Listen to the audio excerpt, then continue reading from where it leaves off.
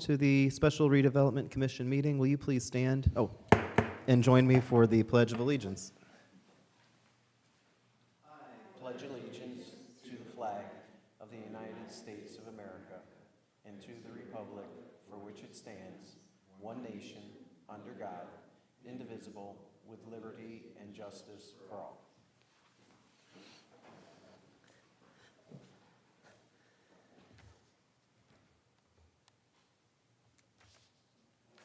Can we do the roll call?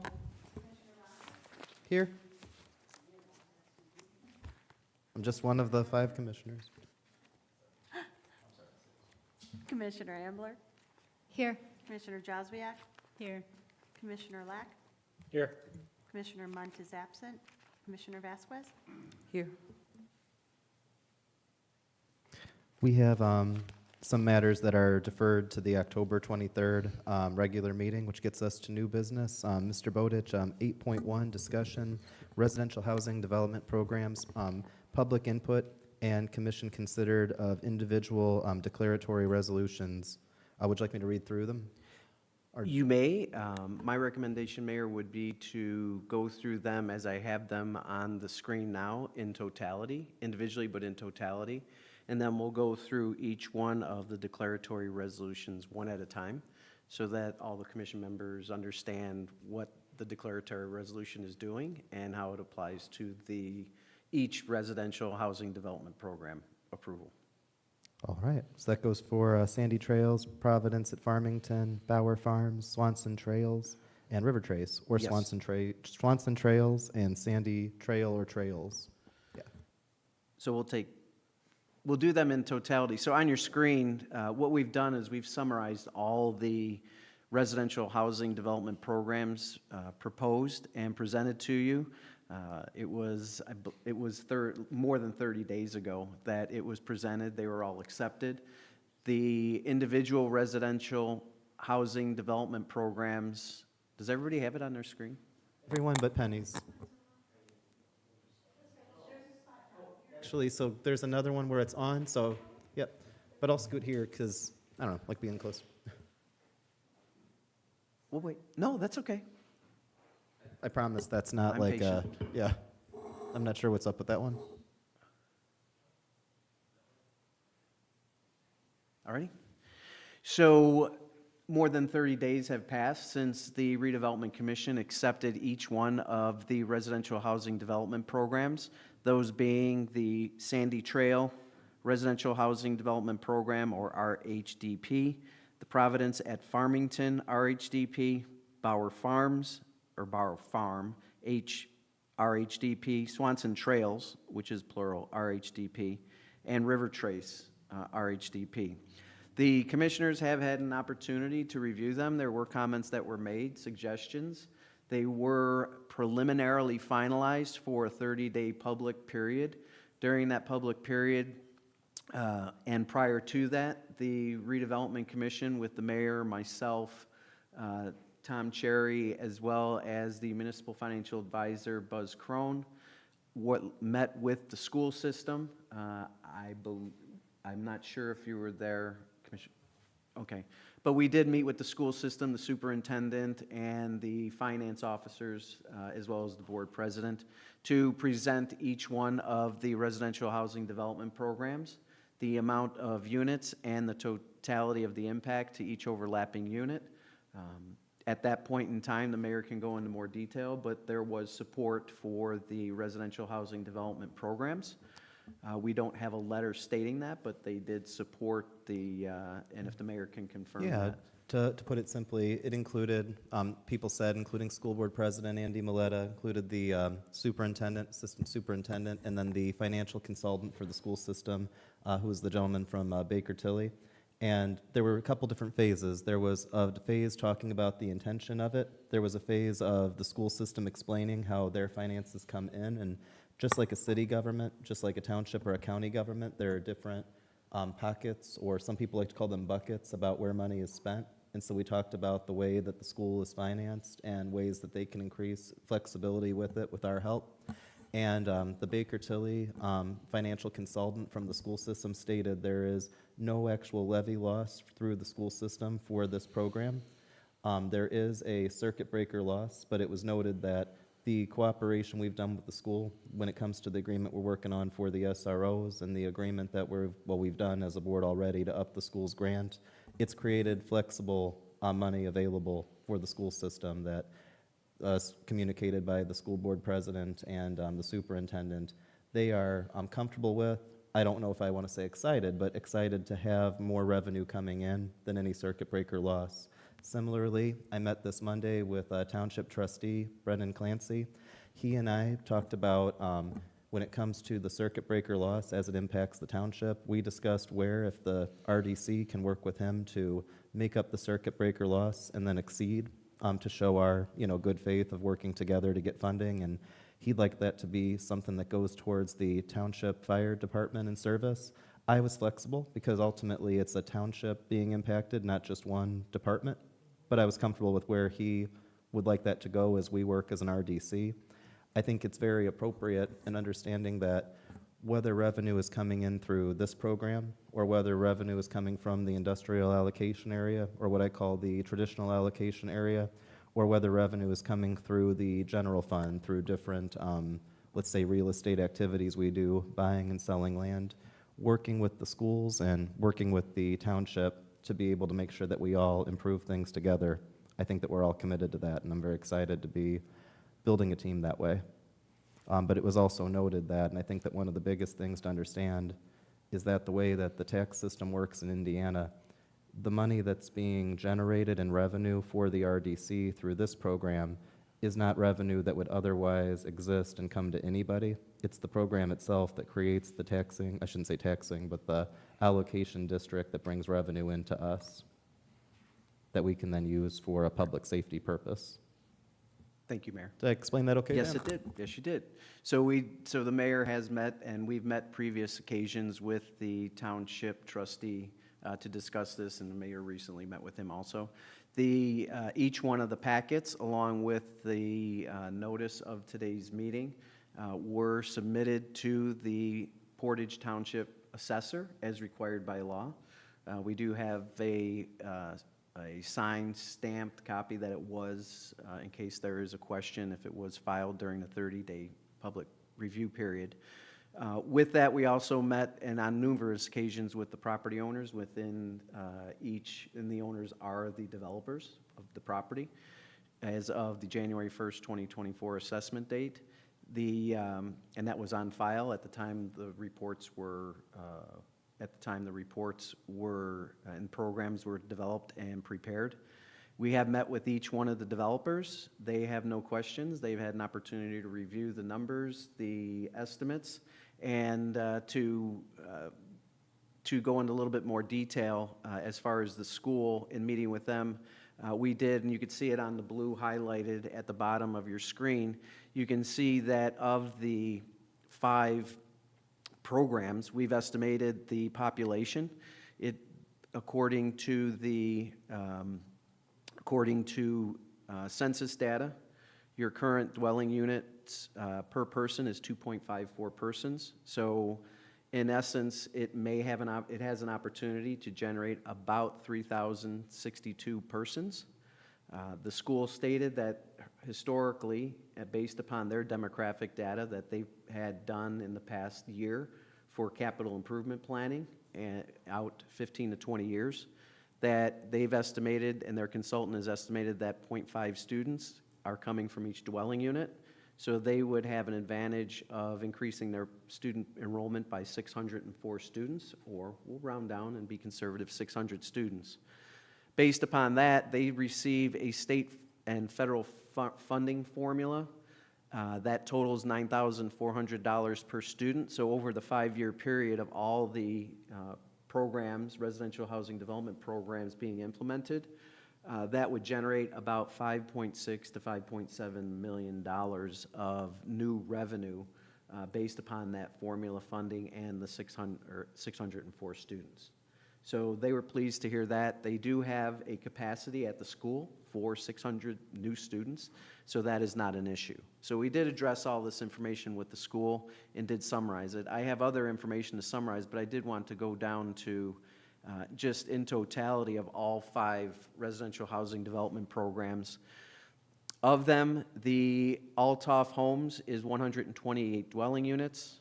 Lot and Development, and you can see this on the top, it's also broken down into single-family, paired patio home duplex, townhome, and cottage home duplexes. Altoff Homes or River Trace is 128 dwelling units. Lot and Development for Bauer Farm is 236 units. Lot and Development Sandy Trails is 308 dwelling units. Providence Real Estate, Providence at Farmington is 309 dwelling units. Lennar Homes, Swanson Trails is 225 units for a total of 1,206 units.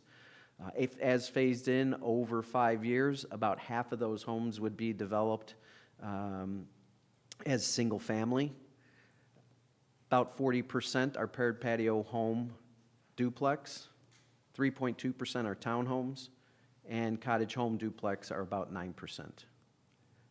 So bear with me if that doesn't tie out to 100 exactly, but it's close. I rounded in some instances. And just to note, although this is called the Residential Housing, Development Program, this program does not dictate the amount of units or homes in these neighborhoods. That's set up separately by the city's existing zoning approved for them. Right, That's the exactly. numbers that we use to calculate the overall revenue impact and bond impact for them. Yes. So in the second, in the middle, you'll see a table or graph schedule that shows each one of the developments by phase. So you can see how those 1,206 units are phased in. For the most part, River Trace by Altoff is a 4-year phase-in period.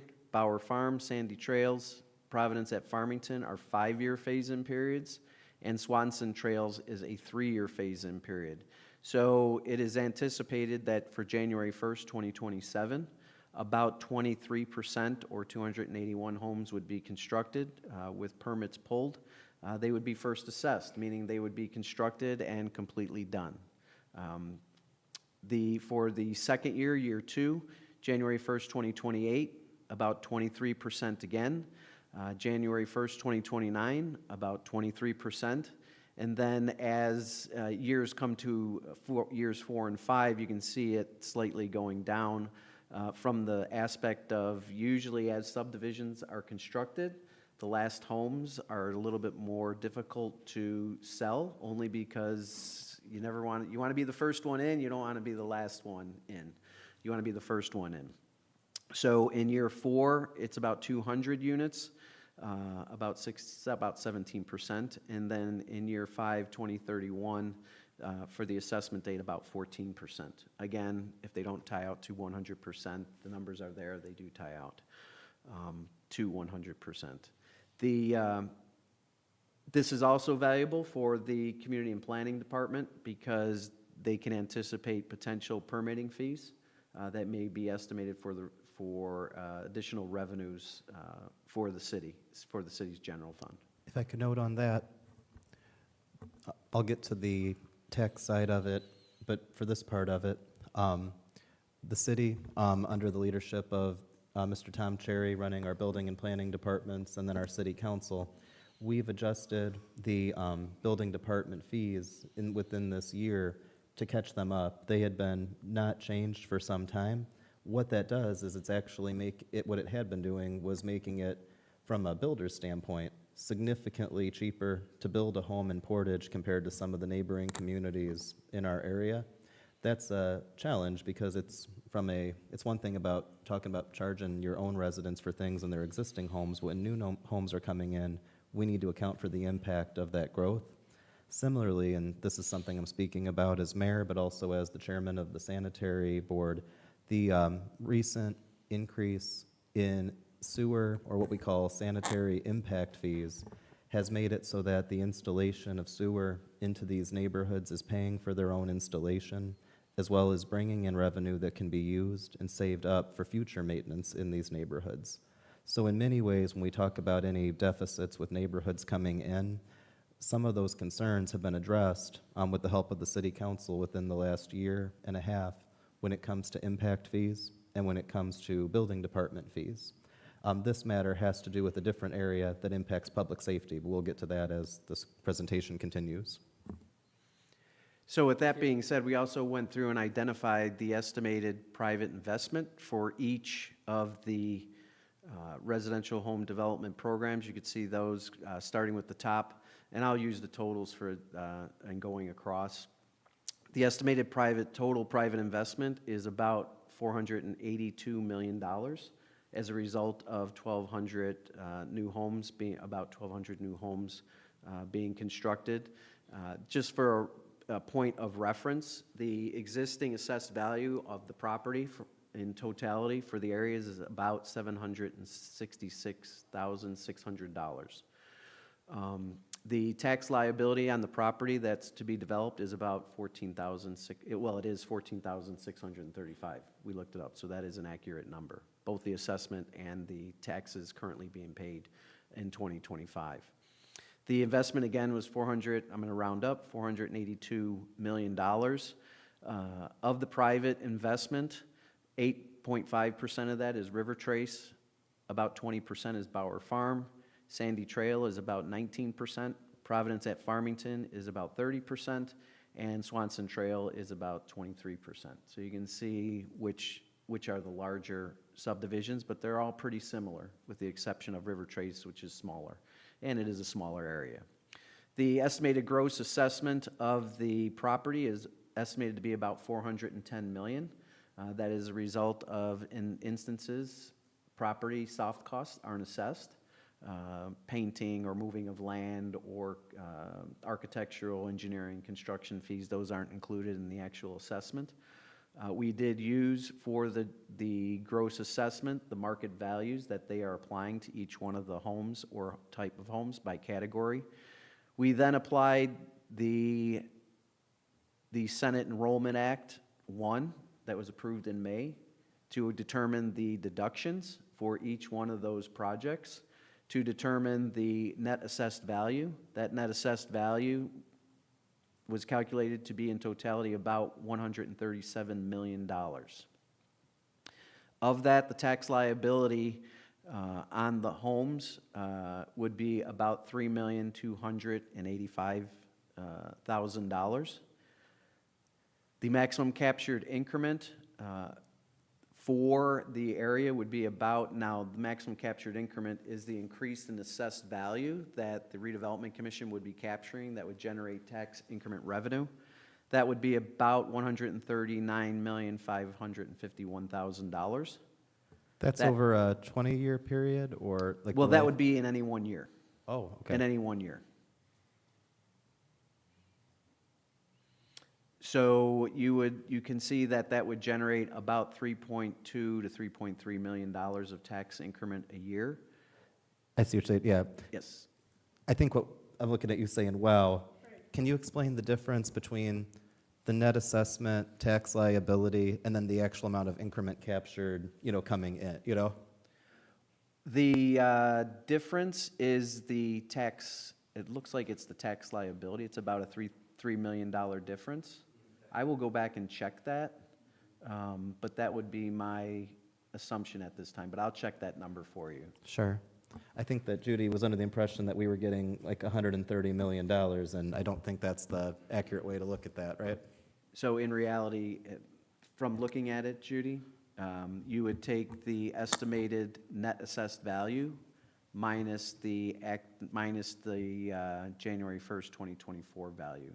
So that would come out to be about $135,700,000. I'm just rounding. So I'll go back and check that formula to see why. Then it goes down to the tax increment, and that's $3,200,000. $3,270,000 annually, at its most. At its most, most. coming in annually, not Now, right away. It would come in as it's phased in. That was the but at its part that it most. has to do with the build-out of the neighborhood, yes. I Right. hope that I got the question right to No, get, yeah. thank you, yes. Yes. So over the 20-year period, which is typically the period for any bonds that would be issued for public improvements that would be incentivized, that's estimated to be about $60,400,000. The uniqueness of a residential housing development program is that it's once established, it is required that it becomes an allocation area for tax increment financing. The program and the allocation provision conclude, sunset and terminate 20 years from the date from the date of the declaratory. So would that be 20 years from today's date? 20 years from today. So it is different than a traditional allocation area by statute, which is 20 years from the date of the first obligation. So anything done within this allocation area or each of these allocation areas, it has a sunset of October 9th, 2045. Is that right? Yes, I believe so. Okay. Yes. It's not dirty math, that's just 20 plus, or 25 plus 20, but It yeah. is limited to 20 years from assuming today that everything is approved. It is not the date of the obligation being issued, first obligation being issued.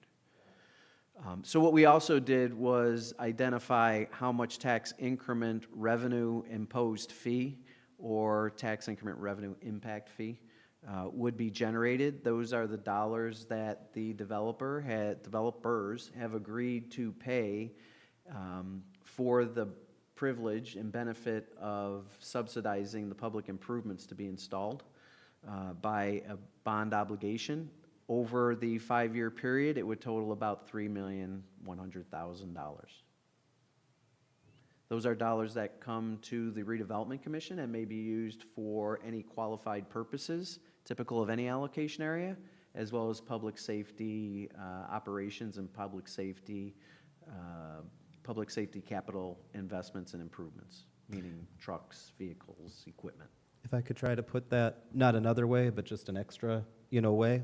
So if you look at the total amount, or what's listed as the tax increment, the $3,269,000 estimate, that's an estimate for when the subdivisions are completely built out, right, Dan? Yes. So the original concept when we were working on this was we could create these allocation areas, the neighborhoods would get built, developers would do what developers do, they build a neighborhood, and then we would wait 3 to 5 years, hopefully not longer, but keep in mind if any neighborhood had a significant delay and homes aren't getting built, or if they're not selling as fast as some might want, I don't mean a panic, I just mean sometimes things take a while, and as Dan said, that last house always takes a while. There's Right. actually at least still one lot left in Austin Hills on Landmark, if you know the spot.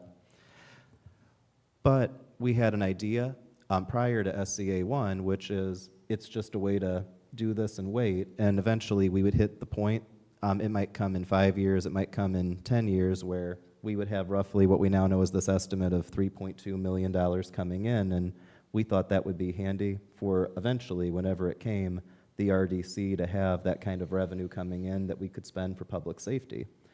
There was a change in the middle of this year, which was the passing and implementation of SCA 1, and as a mayor, I started to ask the team, and we went to Dan Bowditch, is there a way that we can go after, let's call it unique or innovative sources of revenue?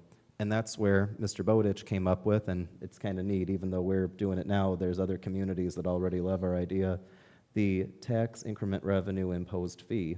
Now, a lot of times what a developer is going to want is they're going to want the Redevelopment Commission to work with them to say, we're going to take some of this captured increment and we're going to use, usually it's 75%, for you to be able to get your own bond, but then we commit 75% of the increment to paying off that bond over time. That's correct, Dan? Right, well, we pledge 100% go the ahead. repayment of the bonds, but the bonds are sized at 125% debt service coverage. So effectively, we're sizing the bond at 75%.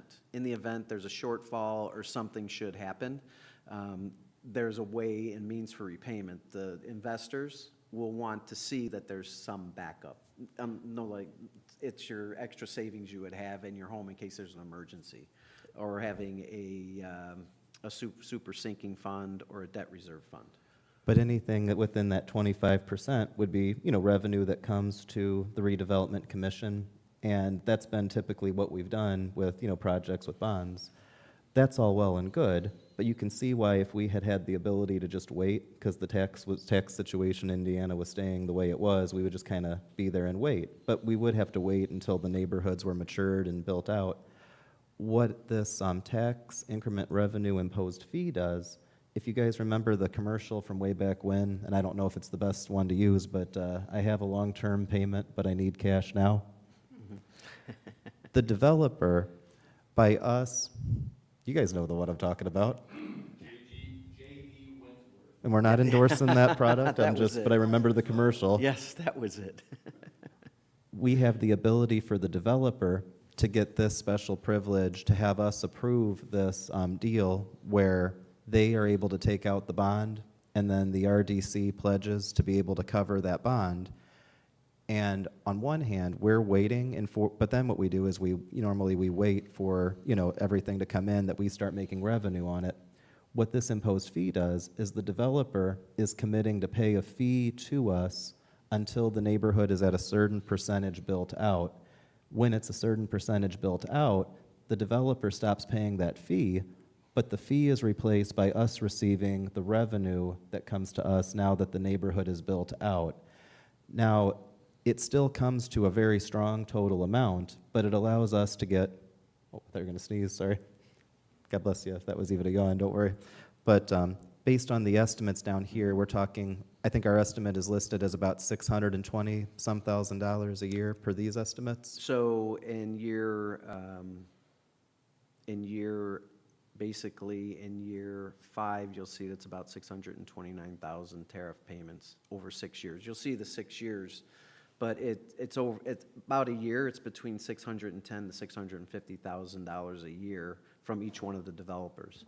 So what if I may, Mayor. Go ahead. So what we did was we took and looked at what the increment would be that we can pledge, and then looked at a 20-year, actually it's an 18-year bond, an obligation, and said if it was sized at 125% debt service coverage, or we're pledging 75% of that we're pledging 75% of the tax increment that we receive, that 25%, we wouldn't realize that until year 4 or 5. So we went to the developers and asked, so I took the years 3 or 4 through 20 and averaged that 25% debt service coverage that we would normally keep, and said, we want you to pay that up front in years 1, 2, and 3, or until you pull 80% of your building permits. But no longer than, so if, for example, the agreement understanding is that for example, River Trace, which is a 4-year phase-in period, they would pay basically for 3 years, because in 4 years, I'm going to divide it by 2,500 that's 25%. In probably year 3, they're going to hit that 80%, which means we'll get 3 years of that average 25% coverage as an upfront payment on February 1st annually, starting, assuming this is all approved, February 1st, 2026.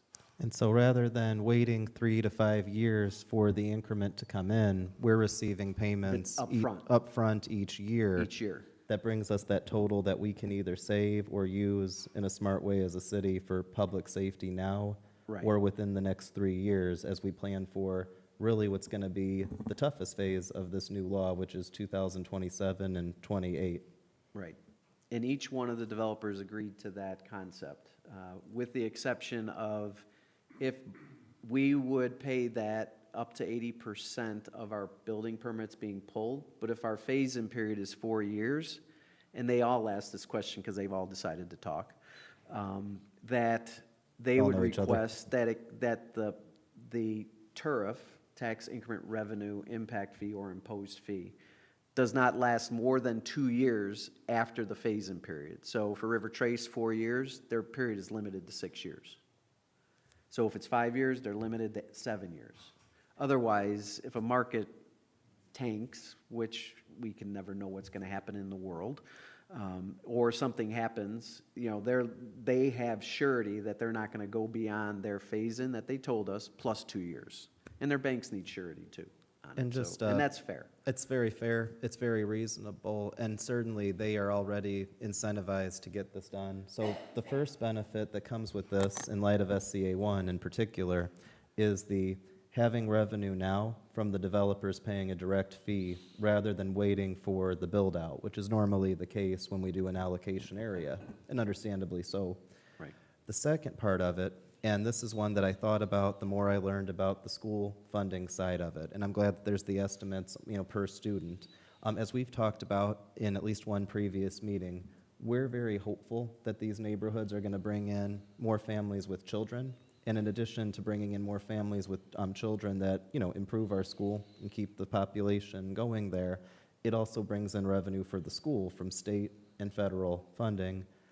The ability for the developers to bond and to know that the bond is coming from or is covered in part by a pledge from the RDC, it gives greater assurance that the neighborhood is going to get finished in a timely manner, which also assures that if there's delays that could otherwise, make it take longer to build, that could be delays in families moving in and delays then in kids coming in and moving into the school. That was a secondary consideration, I thought, as we were working on this, that there is some benefit when you look at, because you could say, well, yeah, but as long as these neighborhoods get built, these kids, if they're coming, would be coming anyway. And I would agree, except that there is something to be said for making sure that they're built in a timely fashion. That made sense. Like I say, that's more of a secondary thought. Yes. So what we also did, as far as in totality, is looked at what is the tax rate impact of collecting that amount of assessed value per year that is captured.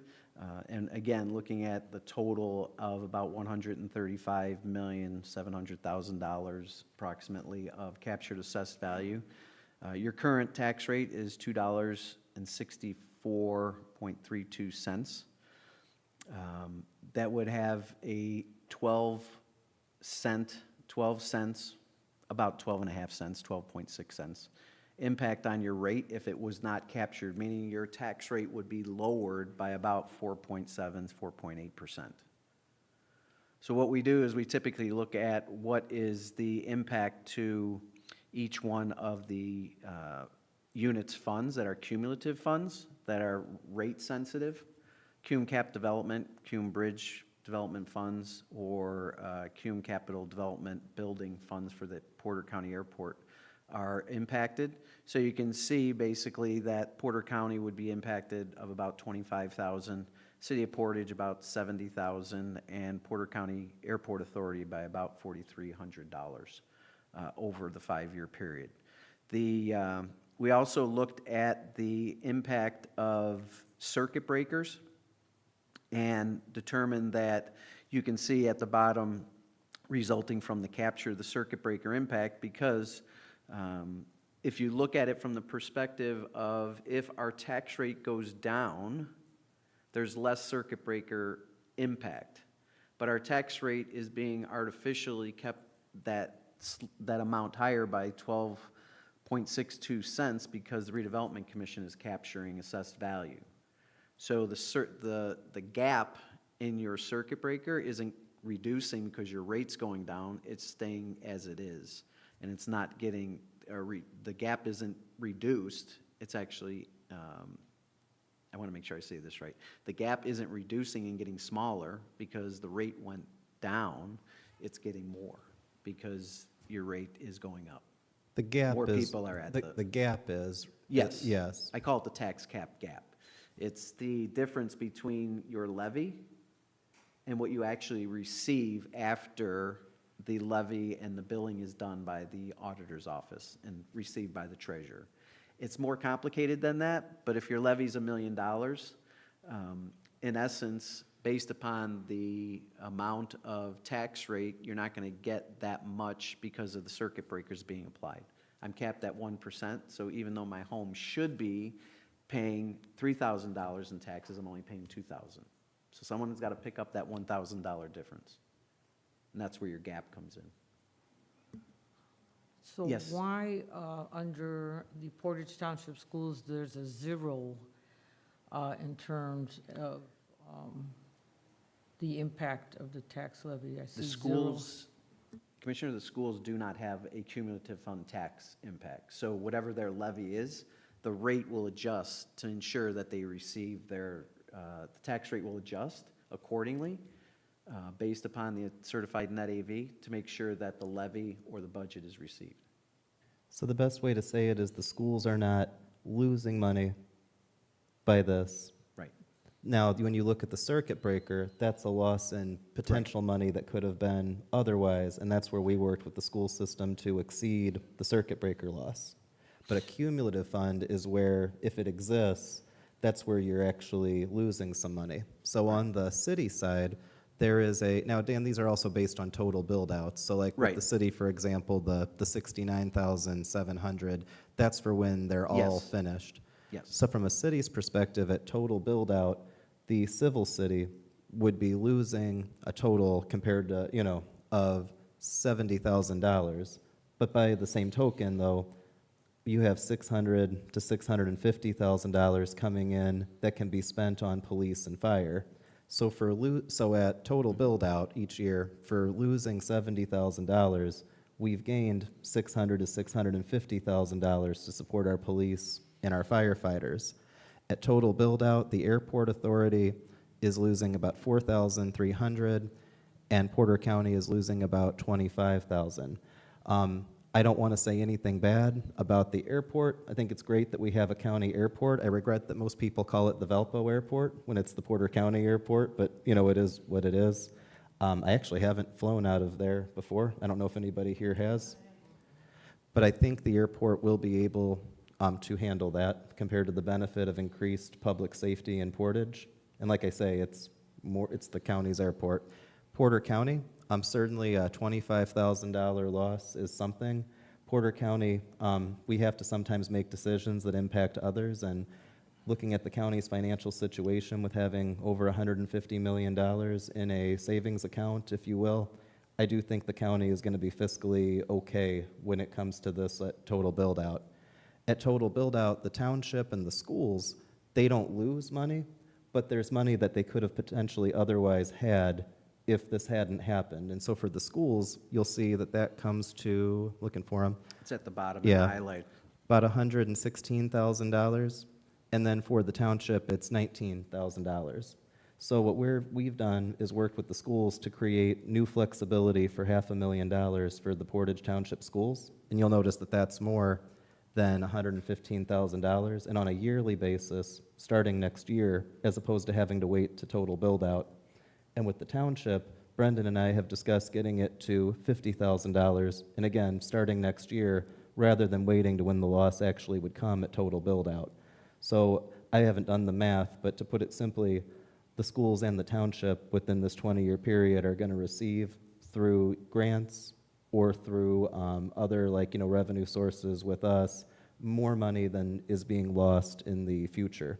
Does that make sense, or kind of how I'm explaining it?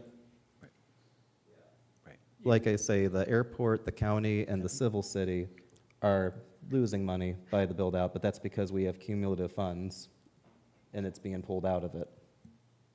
It right, Did Dan? you have a question, Greg? What about the county income tax? So the county, Will we get additional revenue we didn't off go this? into additional analysis of what the county income tax would be, assuming an average wage of each home or a salary coming into each home of the 1,206 units. We didn't go into that level of detail for this analysis. We could. That would have a positive impact on any local income tax that would be generated or established and then generated. But in addition to the mayor's comments, you can see that the school's funding formula, again, would be about $5.7 million at full because they're receiving federal and state funding based upon each student. So assuming 604 new students, they would even get additional funds there. Greg, I think it's a really good point, Without though, having, that and- if the, given that majority of people, you're going to have at least one person or two people working, in each home in these neighborhoods, they're going to pay a county income tax that's currently at 0.5. That'll increase revenue for the county as well. Right. But we could calculate that if that was at the commission's pleasure or the city's pleasure to determine what the local income tax would be based upon the 1,200 new homes and an average salary on the homes and what they would pay that 25%, which is a revenue source. It wouldn't come to the redevelopment commission, but it would be a source for the city.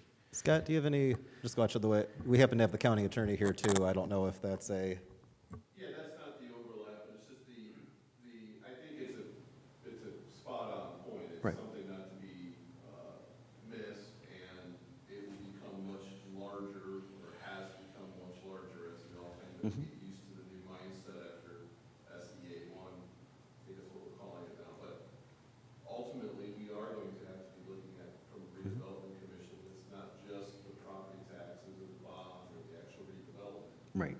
We are now gonna have to calculate in those incomes, those averages, because ultimately, in 8, it will be, in 28, the city will be doing its own. It'll become even more imperative. when we say doing its own, it's actually required by law that the city council, starting in 2027, pass a rate of some amount. That's a little bit of big order to get into at this meeting, but just to note. It's, I guess more broad, the shift from property tax reliance to income tax has been in progress for a long time. This is a big push to get to that finish line. And so redevelopment with homes and income, along with eventually, in a short period of time, the city's income tax itself will become all part of that equation. So those 1,200 homes, you start even doing some math, how many, about an average salary to be able to support the home to begin with, times 1,200. Even at the current rate, it's probably about 25% of the total. So it's significant. All said and done, the only unit I can't really speak for with is the airport. You know, I just, but to be fair, nobody from the Porter County Airport approached us about anything, but I do think looking at the overall numbers, I think the airport will be okay, and I think that it outweighs concerns about our public safety concerns outweigh. I'm sure we'll be all right. Let me say it just slightly different way. We've been saying it, for instance, these individual budgets that have is it a cumulative fund? Yes, But for this development, correct, that wouldn't exist anyway. correct. So it is not as if these individuals, whether it's the airport or others, are having money taken off their plate.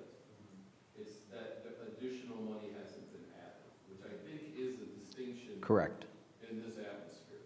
correct. So that is an overview of all of them from a financial and perspective of tax impact, tax levy impact, number of units that we looked at during our process. This was placed on the website for the Redevelopment Commission for the public to view. It was also included in the packets mailed out to the trustee and the assessor, as well as all the overlapping tax units. I did hear to be open, I did hear from David Wischlinski of the auditor's office. He was appreciative that we did send him the information, and he said at such time that there's allocation areas to be designated and established to work with his office, and I got back to him immediately and said, we will work with you to make sure everything is entered into the system correctly. So they were appreciative of the analysis for their knowledge, and in case there were any questions on their side, but they haven't gotten back to me to date. So they were aware of it. So if it's at the pleasure, I'll go through each one of I'll start with Sandy Trails and go through the declaratory resolution. Basically, the declaratory resolution's purpose is to approve the residential housing development plans for each, to designate and declare each of the residential housing development program areas as an economic development area, to approve an economic development plan for that individual economic development area, and to designate the said redevelopment program areas, economic development areas, as an allocation area. Now, that's a whole mouthful of layers, so the easiest way to explain it is you have a residential housing development program for each, which lays out the number of units, the number of land, the amount of acres, all the estimates of investment, assessed value, the phasing in, and the consistency with the city's comprehensive plan, which we checked. Each one is consistent with the zoning ordinance, based upon primary plat approvals by the Plan Commission, as well as the comprehensive plan of the city. So they are all consistent and in compliance with the land use vision and plan for the city. But look at it from that perspective, that you are establishing and approving the programs for residential housing development. You are then, by statute, you have to have an allocation area, which you're required by approving the programs. You have to have an allocation area for each.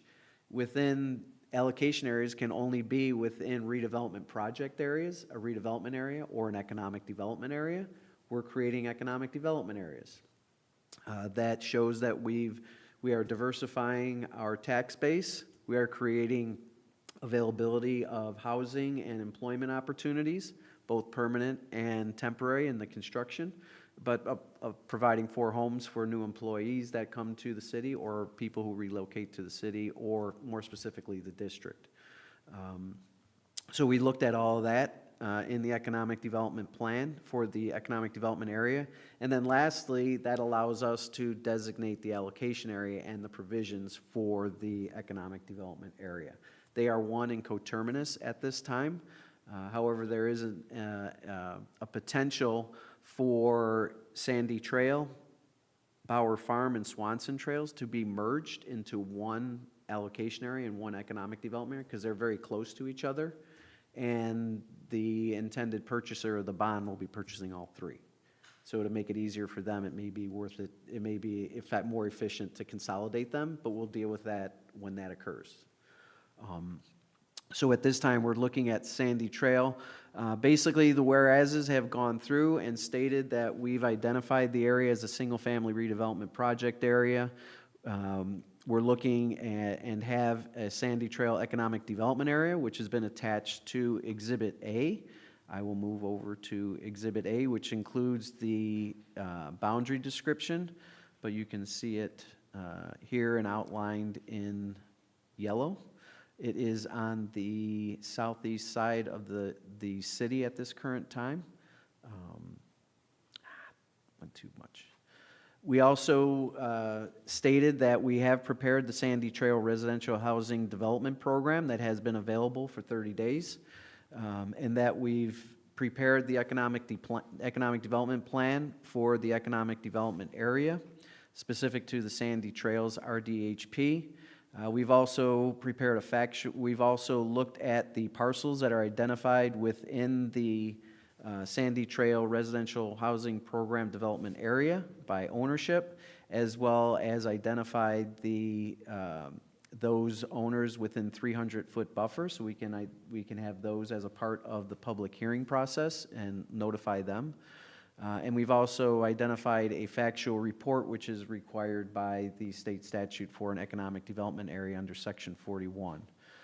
With that, the now, therefore, and clauses for Sandy Trails and for each would state that the commission has selected the area and the district boundaries as a single-family residential housing development program pursuant to Section 53 of Indiana Code IC 36-7-14, and establishes and designates the Sandy Trail Economic Development Area as identified in Exhibit A based upon the boundary descriptions and maps, and identifies all the permanent identification numbers. That the Sandy Trail RHDP was prepared for commission review. It was was submitted to the township assessor for input and overlapping tax units for review and comment. It also assists in the promotion of significant opportunities for gainful employment in the city, benefits the public health, safety, and morals and welfare of the city and the district, increases the economic well-being of the district, the city, Porter County, and the state of Indiana, and serves to protect and increase the values of property in the district. Number 3, the commission finds that Sandy Trail RHDP cannot be achieved by regulatory process or ordinary operation of private enterprise without resort to the powers provided by the commission. for lack of public improvements. They don't exist on the site as it currently is being considered for development. The cost of construction for water, sewer, and water, road, sewer infrastructures needed to serve the economic development area, which prevents the improvements, and there is no regulatory process available to build the infrastructure without incentives to encourage growth. The Commission finds that the public health and well safety will be benefited by the accomplishment of the Sandy Trail RHDP, that the Commission further finds that the RHDP and the economic development area will attract construction jobs, increase property tax base, improve the diversity of the economic base, and other similar benefits, providing for essential infrastructure improvements to support single-family development, as well as encouraging future land use that is ancillary, as well as supplemental, including retail, commercial, office, warehouse, and manufacturing in the district. The RHDP in the area conforms to the official land use plans of the city. It does not acquire, the Commission does not propose to acquire any interest in real property within the boundaries of the redevelopment area. The Commission is further finds that the property so described in Exhibit D, which is the Sandy Trails RHDP, that the property may be affected by the establishment of the economic development area. Properties are adjacent or to within 300 feet may be reasonable to find that their property values would reasonably be expected to increase as a result of implementing the plan. Any costs incurred by the Commission for the economic development implementation shall be approved in a public meeting prior to appropriating, encumbering, or expending any Commission funds. That no residents are displaced by the action of the Commission or the declaratory resolution or the implementation of the plan. The Commission finds that the Economic Development Plan and Sandy Trail RHDP will be of a public utility as measured by the provisions of adequate housing, increase in diversification of tax base, providing additional residential dwelling unit options at varied market values to attract residents to the district, and encourage enrollment and retention of students at the local school district, being the Portage Township Schools, as well as other private educational institutions, and providing a quality housing options for family. It further states that the designation of the economic development area is an allocation area under Section 43, which allows for the use of the tax increment revenue for qualified projects. Those are listed in detail that support the residential housing development program, road, water, sewer infrastructure, and can provide incentives to encourage investment resulting in the new property taxes from the capture of increases in real property taxes to be generated by the proposed investments. The paragraph, section 13, is the allocation provision, which states that the Sandy Trail Economic Development Area is also to be known as the Sandy Trail Residential Housing Development Program, or RHDP allocation area, as defined in section 39 of the Act. It shall expire no later than 20 years from the date on which the first obligation was incurred, or bonds or lease rentals payable. That is consistent, but it is also 20 years from the date of the declaratory. The base assessment date of the allocation area would be January 1st, 2025. All rights and privileges and immunities will be exercised in Redevelopment Commission for the RHDP. Section 17 is hereby authorized to submit this resolution to the Plan Commission for its consideration by statute. They are an advisory to the City Council. The Plan Commission has to ensure that it is within, it conforms with and is in compliance with the zoning ordinance and the plan for the city. We did communicate and coordinate with the Department of Planning to ensure that the zoning is appropriate and it is consistent with the land use plan.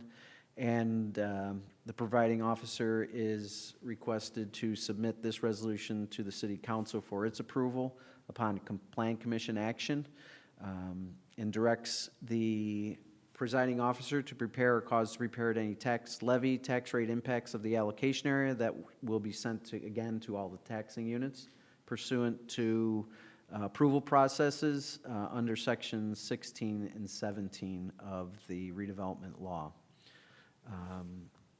with the addition of a statement and a report disclosing the estimated tax levy and tax rate impacts, which we've already prepared.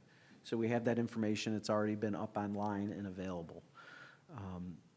With that, we have all your signatures. I do apologize if there are any misstatement of your names.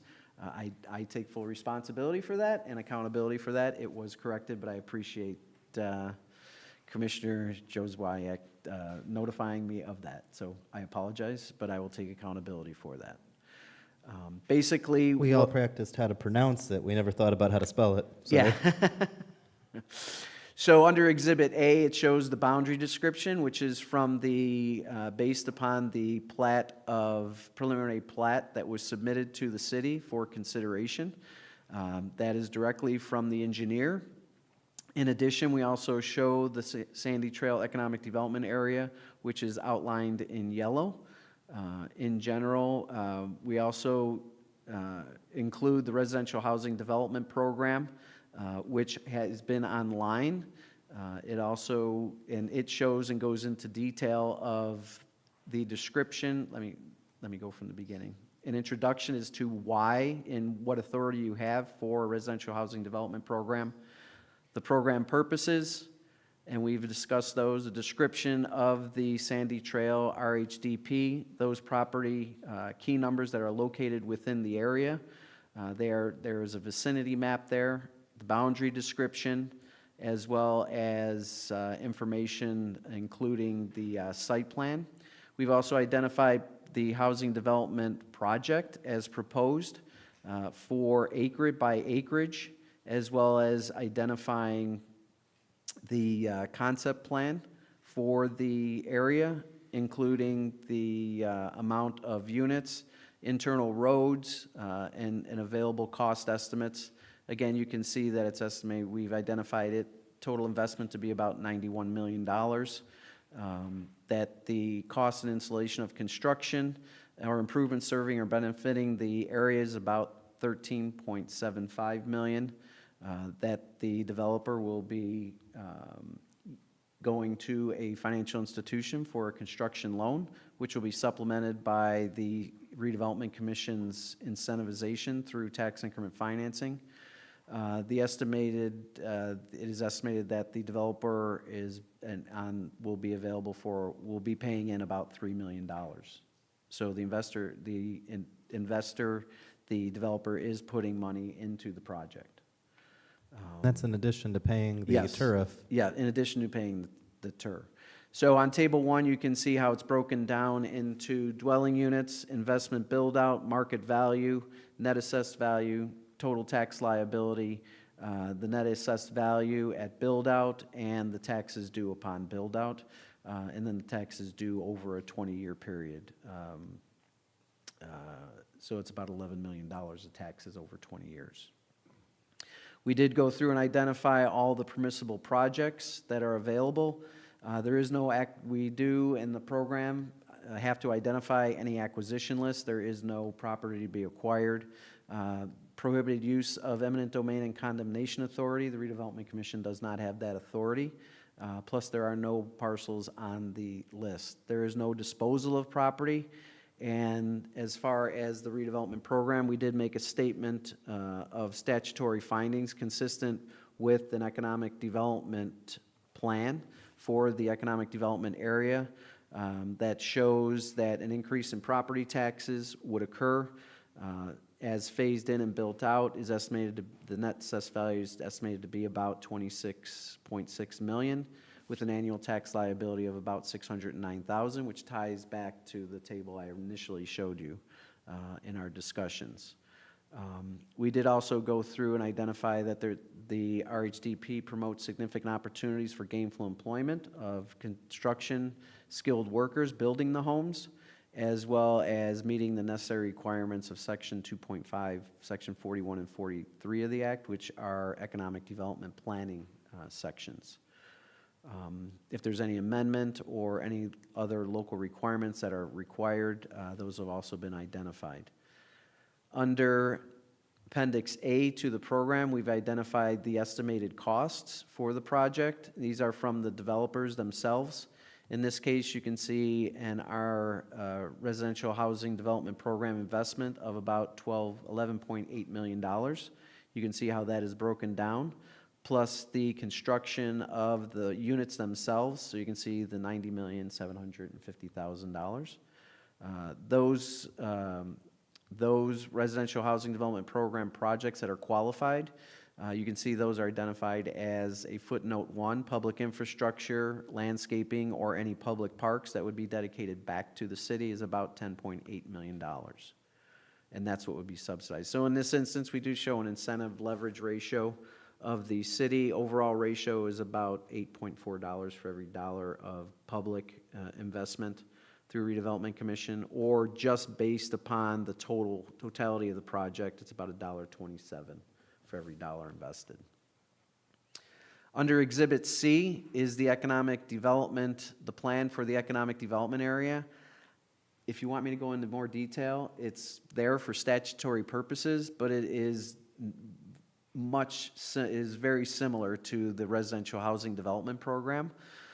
Basically, you have to have an economic development plan for the economic development area. So it makes statements that the redevelopment or the residential housing development program is an economic development area, and this plan is the plan for that area, which is consistent with the residential housing development program. A lot of the information is similar when you're looking at it. However, we do have to have an economic development plan. So you'll see that it is similar. It's pulled directly from the program itself. All the information is the same. Even the maps are the same. Even the project costs are the same. The mapping, it's just how it's laid out. Permissible uses, as well as acquisition, disposable property, and statutory findings. It may have been just as easy to state that the residential housing development program is the economic development plan, but I'm personally the type of person that is detailed, and I'd like to pull it out separate, just in case it ever goes to court. You can say we did have an economic development plan that was prepared pursuant to Section 41. The project costs are exactly the same. After that, we do have to show, because of an economic development area, the acquisition list. Of course, there are no properties to be acquired, so the acquisition list is empty. But we do, in my opinion, and my approach, I do include a table that shows if there were properties to be acquired and amended the plan. We have a format for doing that and showing how it's done. I don't anticipate any property being acquired by the Redevelopment Commission. Lastly is the factual report, which is required for an economic development plan. Basically, it comes under the statutory findings that are required to show that it assists in the promotion of significant opportunities of gainful employment, that the planning of the economic development area is a public health, safety, morals, and improves the health, safety, and morals and welfare of the city, and increases the well-being of the district, that the plan for the economic development area cannot be achieved by regulatory processes by the ordinary operation of private enterprise without the powers of the commission, and the accomplishment of the economic development area in the plan will be a public benefit by attracting jobs, increasing property tax base and overall net certified AV, and improve the diversity and the economic base of the city. And lastly, the Redevelopment Commission, in cooperation with the city's Department of Planning and Community Development, has verified and confirmed that the economic development plan for Sandy Trail economic development area with the official plans of the city, more specifically, the city's comprehensive plan is prepared by Short Elliott Hendrickson in 2009. The city's comprehensive plan and Chapter 90 of the city's municipal code titled Zoning and official zoning map of the city, each as amended through October 1st. So they are in compliance, and you made that factual finding. This is a similar finding that will go to the Plan Commission. That is for Sandy Trail. If there's any questions, I know I went into detail, but I wanted to make sure that if there are public here, they have an opportunity to hear it, or if they're listening, they've had an opportunity to hear the full declaratory resolution.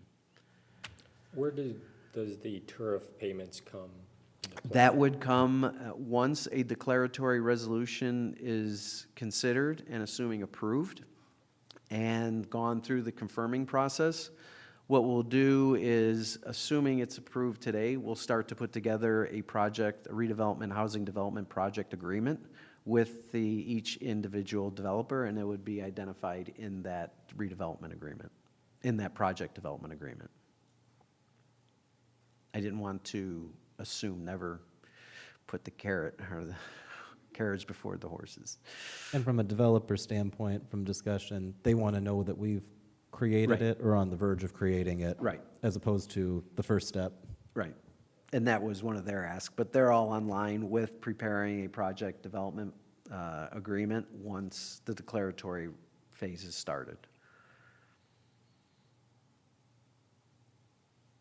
And then assuming this passes, you go through that, and that gets approved by us as well?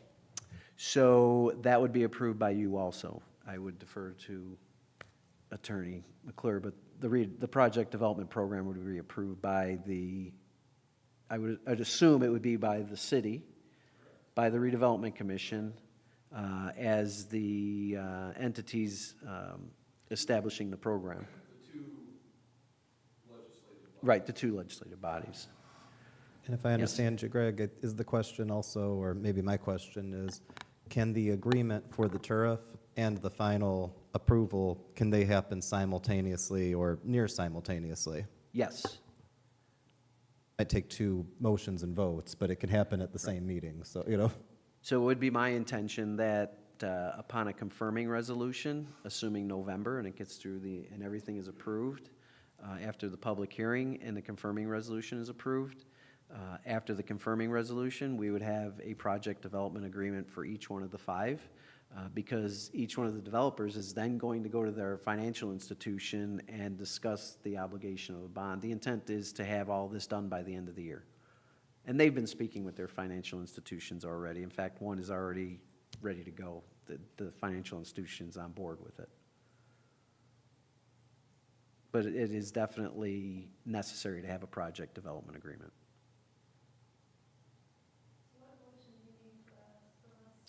So I would need a motion from the commission. It's my recommendation that the commission entertain a motion to approve resolution number 2025 010 or 10, that a resolution of the Portage, Indiana Redevelopment Commission approving a residential housing development program, designating and declaring a certain area of Portage Redevelopment District as an economic development area, approving an economic development plan for said area and designating said area as an allocation area for the purposes of tax increment financing to implement a residential housing development program, more specifically, the Sandy Trail Residential Housing Development Program. So moved. Second. We have a motion and a second. All in favor, please signify by Can I- saying. can I just- Oh, sure. There's a couple of errors on the page 5 of the resolution. We It get a should be number. 10, Oh, we'll correct that. and does that have to be in an amendment or to the motion? I think you could motion to approve it contingent on corrections to, I think, an identified error. Is that be correct, Scott? Is it page 5? No. Say that we are, 10. motion to approve with Scrivener's errors. Yeah. Correct. 10. 10. Which page was that on? Oh, 5. that one? So what we're going to do right now, I don't know if it matters. But it says that Judy is the vice president and I'm the commission member. Yeah, that's what, it doesn't matter to me if it stays that way, but. And then Portage is spelled wrong at the top? pardon? Portage is spelled incorrectly at the top? It's now fixed. How's that? Sounds like something you thought you fixed already. Yeah. At least it It's on the doesn't other one, say, too. They'll all have that. We'll fix the Scrivener's errors. There's nothing it's not material, though. See, I remember at one point when, years ago, I was at a plan commission meeting where the developer had mixed up some of their other material, and so it was a proposal to do something in St. John. And I had a very similar question of, hey, is this a problem? Because, yeah, Portage, all the other ones are right. no relation to that other joke I made earlier, Doug. Okay, I will make a motion to approve Resolution 2025-010 with all the verbiage that goes with that and the corrections on page 5. Oh, Scrivener's errors. We'll go through and check to make sure Portage is spelled correctly throughout. I And I second it. Go ahead. So now we have a motion and a second. Any other discussion? All in favor, please signify by saying aye. Aye. Aye. We passed.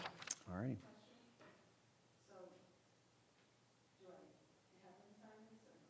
We'll get a clean one. Yeah, we'll get a fresh copy too. Yeah. And I got to say, for all the work that went into this, there's going to be some, yeah.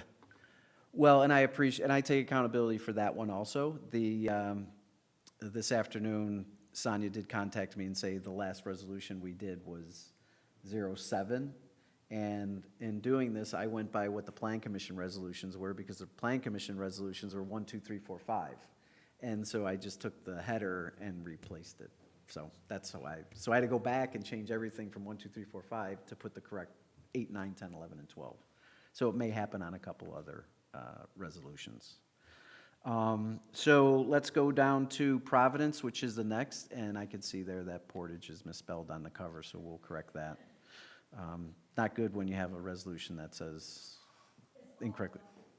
It's all, well, they're all templated, just so you know, they're all templated. And we'll fix the, and I did make sure, because Commissioner Ambler, you mentioned that you're a commission member and you're not an officer? No, it's split. Oh. I'm the vice president. Okay. Gotcha. We'll get that corrected too on the signatures. Yeah, we'll get that corrected. So let's look at Providence. I can go through the same detail. It is basically the same information based upon the whereases and the now therefores. And it has the attachments all included as far as the boundary description and the map for the Providence at Farmington. It includes the residential housing development program that is on the website, as well as the economic development plan, including the Exhibit D, which is identifying the parcels that, Exhibit D, which is the economic development plan, and then the parcels that are included, as well as Exhibit E, which is the statement of findings, which are exactly the same. And to be honest, it's, for the most part, it's just going through and changing the name from Bauer Farm to Providence to Sandy Trail to Swanson. And then, but the residential housing development programs are inserted, and then the economic development plans as updated for each are inserted. So all the resolutions are the same. So if it's at your pleasure, I would make, I'll state a motion to entertain to approve, unless you want me to go through it in detail, unless there's any public input. Could we take a look at the, just for the, Yeah. I don't know if the right word is, but the comparisons in the bond and investment for Providence? That is not. Oh, that's all in the sheet that we looked at, yeah? Not as far as what's the bonding capacity for each one. That is Oh, not okay. included. Okay, I got you. I think I might have misunderstood that Right. part. No No, worries. no. Thank you. No, that is not included. Cool. Well, then I'm good. Any other questions? Or is there a motion? Motion to approve resolution number 2025-11, a resolution of the Portage, Indiana Redevelopment Commission approving a residential housing development program designating and declaring a certain area of Portage Development District as an economic development area, approving an economic development plan for said area, and designating said area as an allocation area for the purposes of tax increment financing to implement a residential housing development program, more specifically, the Providence at Farmington Residential Housing Development Program. Second. So we have a motion and a second. And then, With Scribner errors. yes, a motion, a second to remove the Scribner, or fix the Scribner's errors. Yes, don't add any more. All in favor, please signify by saying aye. Aye. Aye. Thank you. Thank you. We'll move on to Bauer Farms, which is the next resolution. As stated, similar. The resolution includes the same attachments, the description of the economic development area, the the residential housing development program as on the website, the economic development plan for the economic development area for Bauer Farm, as well as the list of properties to be acquired, which are none, and lastly, the statement of factual findings showing that it's inconsistent with the economic development requirements and criteria, as well as compliance with the city's official plan and zoning ordinance.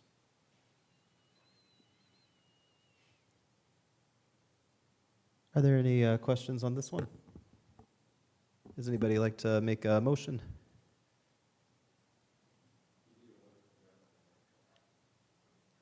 I could read it if you want. That's okay. Scott, does the actual full title have to be read, or can it just be the resolution and the number?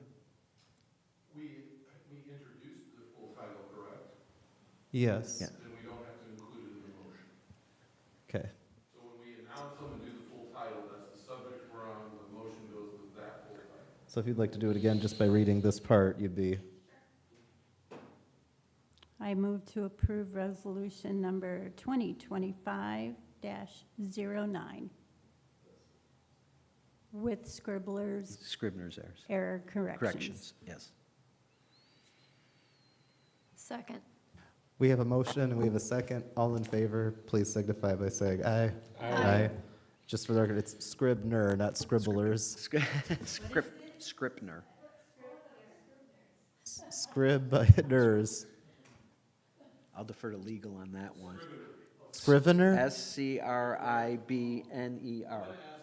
Yes.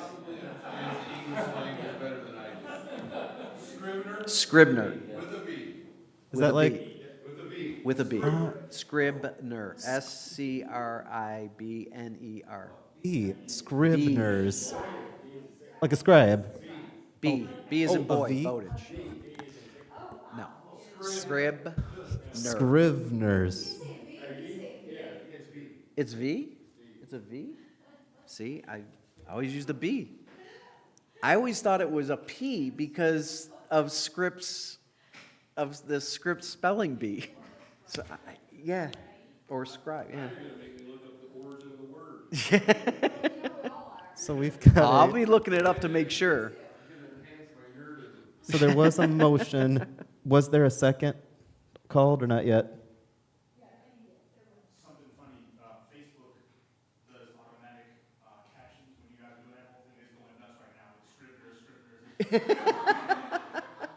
If you are only watching this meeting and reading the subtitles, I am so sorry that's. We apologize, but we want to be accurate. Next on the list, Mayor, is the. Wait, we didn't okay. vote Okay. yet. So we have we did? A motion and a second?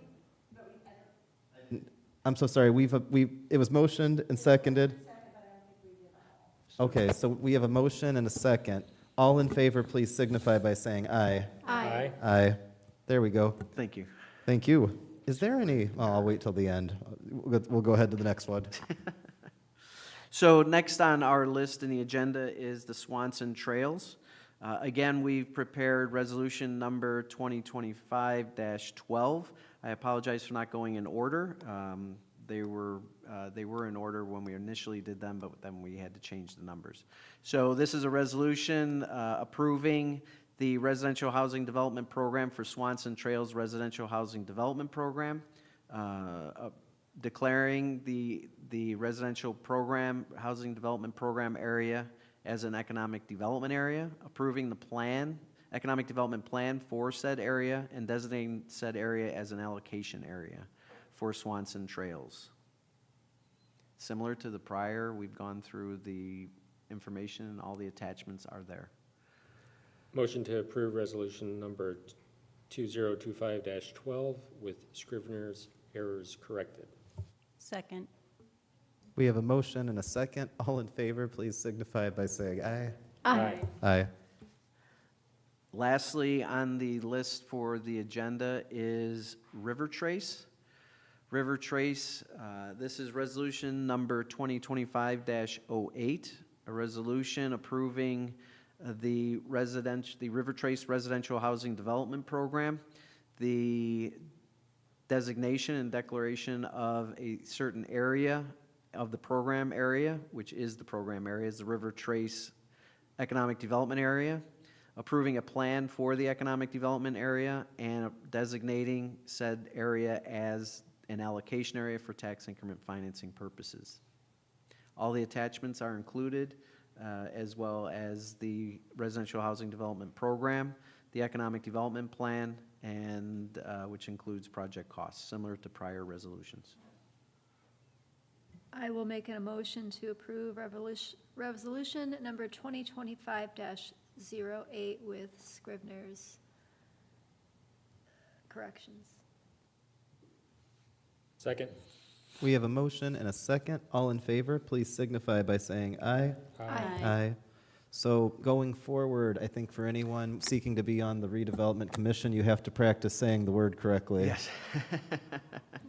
And for everybody's understanding, now that there's a declaratory resolution, we will get these corrected. We'll have them appropriately signed. We'll also have them placed onto the Redevelopment Commission's website for the approval process.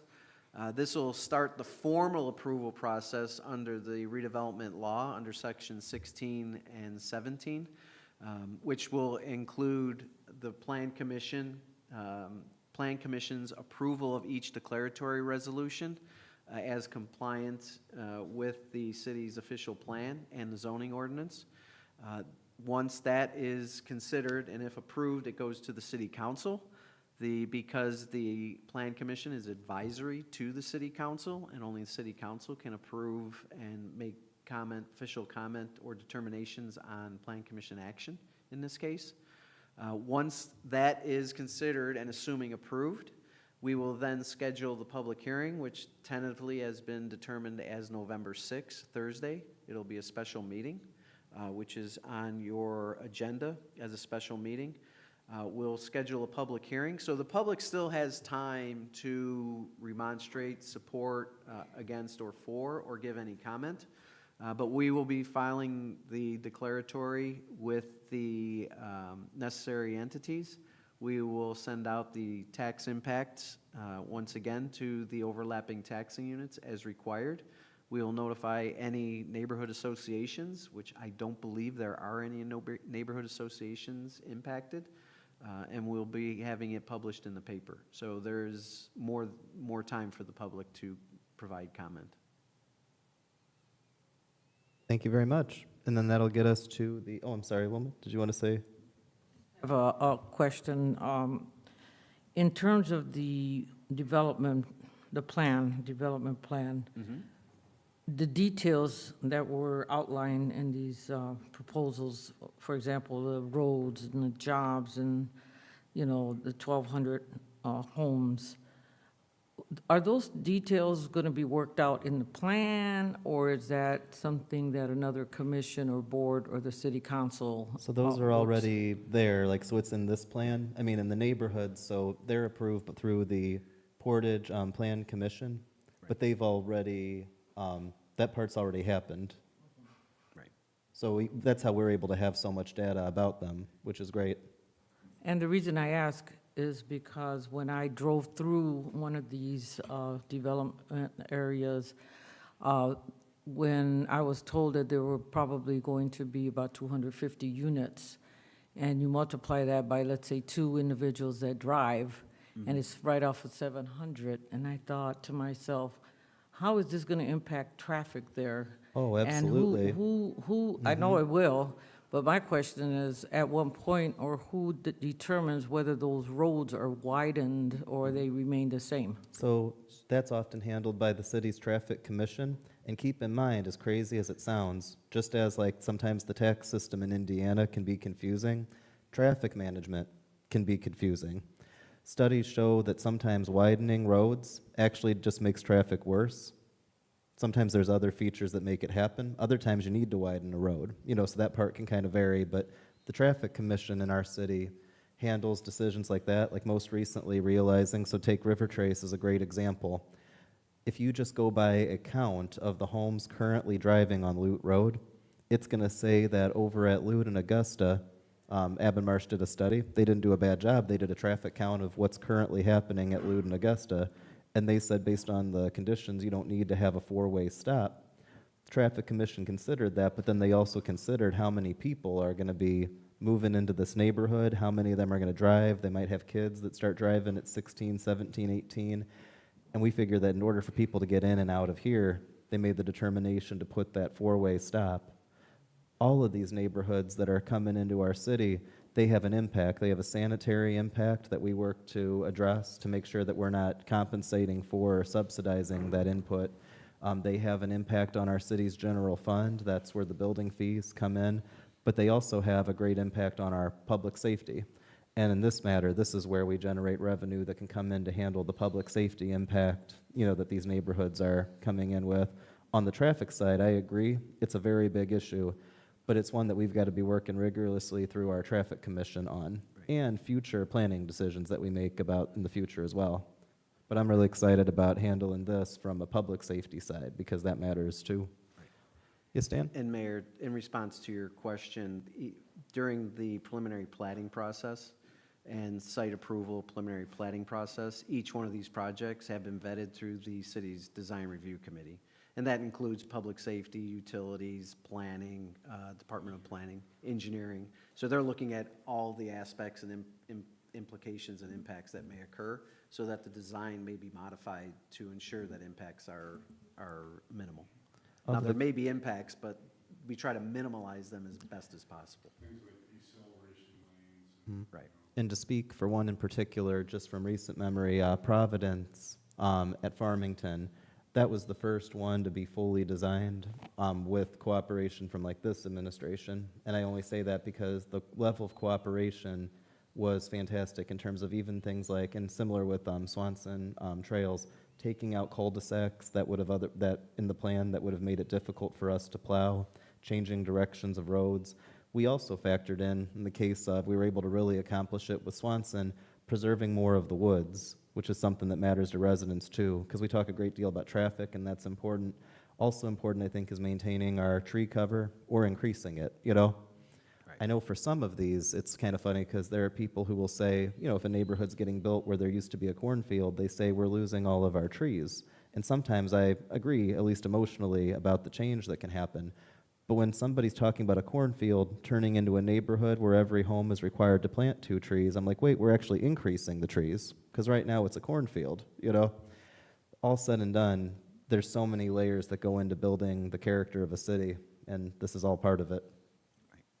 So, Thank you. You're welcome. I also wonder, they be able to sell 1,200 homes, these developers? I'm sure they have done a lot of research and before they even came to Portage, the expansion, but I just wonder, what would be the scenario if they didn't Well, sell that many? So to start, they definitely want to sell it, and this is part of the benefit of the tax increment revenue imposed fee deal, is that if they weren't selling, but we were otherwise doing an allocation area, we would be waiting and waiting for them to, sell and have value for us to capture the increment.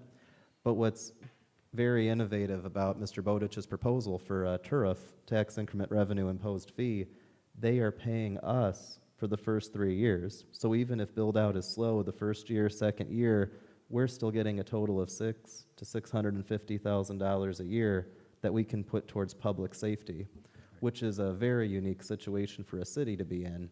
It's particularly special because when residential allocation areas were created in the state back in 2019, the original premise was just to incentivize home development in towns and cities that needed residential growth. Maybe a city that's very far away from a major metropolitan area, and so they need to attract people to come and build homes there. It's a very nice idea. In my mind, I think of Radiator Springs, like in Cars, kind of a place where the challenge is that the cities and towns that it was originally designed for, it helps some, but sometimes if a place is too far away, you can't incentivize a developer to build where they don't believe they can sell. But then you had other cities like Portage where we've never had to incentivize a developer to come and build because Portage has so many great amenities. We've got a great place. We're a safe place. I believe that the intention when the state went and changed the law in 2023 to allow it to also be a way to generate revenue for public safety, it was a way to address a secondary concern that I think definitely applies to Portage. You have communities that can benefit from growth, whether that's growth that attracts a Target or a BJ's Warehouse, whether that's growth that brings in people who are entrepreneurs in the city, and growth that brings students into the school system. But how do you account for the funding for public safety, police and fire that increases the need when these neighborhoods come in? And so by changing it so that a neighborhood can actually contribute more revenue for public safety, it really helps close or mitigate some of what were my biggest concerns when I was running for mayor, which is how do we grow responsibly and keep ourselves safe? Now, to your point, any neighborhood could take time to sell. What's unique about our innovative tariff deal, not tariff, but tariff, is that we are receiving, at least for the first 6 years, direct payments already, which helps us out tremendously, especially getting through the next 3 years. But I will tell you this, it is so cool that in the past couple months, it's happened at least once a month, someone's either sent me a message or there were some people that talked to me at a Railcats game. We had somebody who directly sent me an email because people want to move to Portage right now. Now, some of my favorite stories are people who are moving back. So when River Trace had the ribbon cutting ceremony, I got to meet the first person who bought a home in River Trace, and he was someone who grew up here and moved back to take care of his mother and to be closer to home. There was someone who said, on, of all things, Facebook, in the 411 this week, that does it, I'm moving back to Portage, and that was really cool. I say that because there's definitely demand for housing right now. I think that the speed is often based on how fast can they get the neighborhood built, and that's where, even though my original intention was just to capture revenue, I do think that there is an added incentive to be able to get these neighborhoods built in a speedy way. I shouldn't say speedy, in a steady way, and in a way that ensures that they're not delayed, Dan, I think we still have 3 more matters. Well, you have the matters of, and I'm going to ask the board in the essence of time, these aren't important to have on the agenda this evening, if they could be tabled to our October 23rd meeting.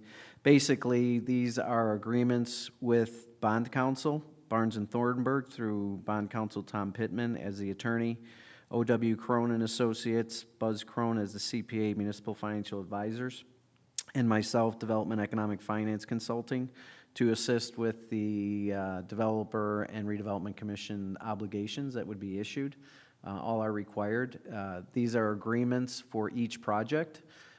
However, keep in mind that they are agreements with the Redevelopment Commission, but as the obligations are dated and they are sold and issued, the cost of these agreements are paid and borne through the issuance of the obligation. So it's not on the Redevelopment Commission to pay these.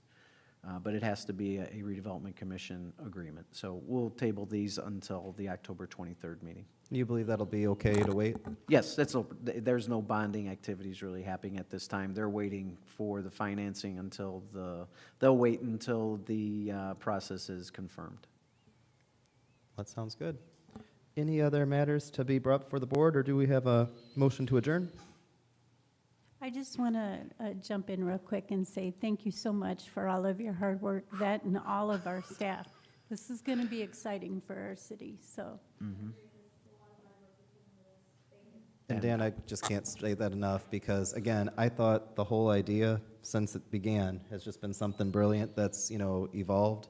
And I know that you are just the champ at what you do. There's a reason that people call you Dan the Man No, in well, places. thank you very much. But, I appreciate that. and I know that I appreciate you letting me drag you to places that are often more political in context of being able to meet with people like our trustee and meet with people like our public safety officials, meet with people in the school system to be able to make sure that the whole community understands what's going on. You've gone above and beyond to get this together. I thank you.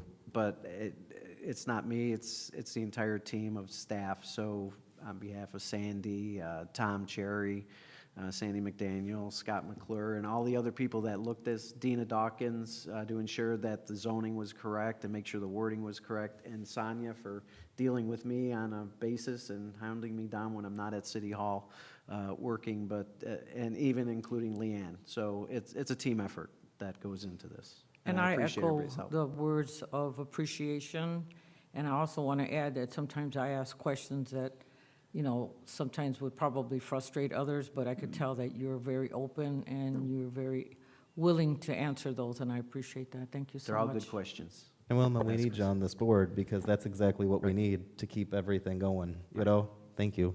So, but there'll be more subdivisions, so, and developers know that Portage is open for business, whether it's manufacturing, commercial, retail, office, or residential, they're aware of it. So on behalf of the staff and the Portage Economic Development Corporation, and even, for the mayor's understanding, developers know, they're coming, and we're busy. And like my father always said, better busy than bored, because that way we stay out of trouble, and we're busy. And so between Andy Miletta, myself, and the mayor and the staff, it's a good thing. Days go by quickly. They do. So thank you very much. I appreciate the accolades, but it is a team effort. It is a team effort. Anything else, or does anybody want a motion to adjourn? I don't ever want to adjourn because I love hanging out with you guys. Motion to adjourn. Second. All in favor, please signify by saying aye. Aye.